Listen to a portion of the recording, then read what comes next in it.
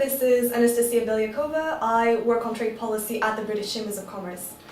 I'm here to talk about the customs position paper that the UK government has just published. This is the first of a series of position papers that the government is issuing alongside the Brexit negotiations. This is meant to outline their aspirations for what they want to achieve. Now, firstly, it's encouraging that customs is the first topic that they have decided to focus on. This is a critical issue considering how many of our members trade in goods with the EU. It's important because any changes to the current arrangement whereby businesses do not face tariffs and do not face bureaucratic hurdles when trading with the EU, this will change.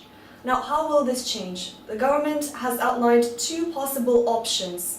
These is what the UK government wants to achieve. It remains to be seen what the EU thinks of it. Now, the first option would involve a customs union, not the customs union, but a different customs union that we would have with the EU.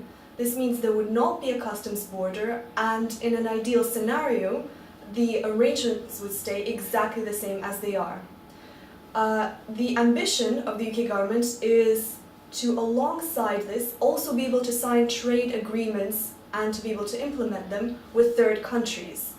How this can be achieved in practice will involve quite complex arrangements whereby we would collect the duty on goods that are destined for the EU. We, the UK, would act as the external border for the EU, but there wouldn't actually be a border between the UK and the EU itself.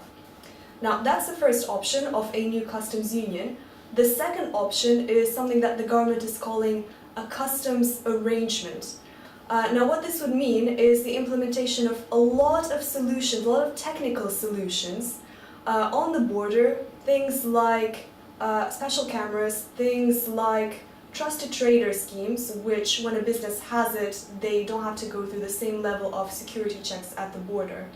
This would of course mean that firstly the government needs to invest in all this infrastructure, and secondly businesses would have to adapt to quite different arrangements to the ones they're currently used to.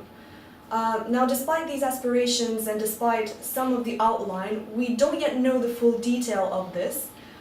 We have said that what your members want is to not face two sets of adjustment costs in whatever of these arrangements are implemented. So what we have for a transition arrangement should not be different from what we have at the end, so that there's only one set of costs. Also, businesses, we have said, do not want extra physical checks, and they do not want to have to wait at the border, which is particularly critical for just-in-time production lines and also for very complex manufacturing chains. So we await on further detail on this paper. We are continuing to engage with government on this. So if your members have any views, we would welcome that and hope to speak to you on this soon.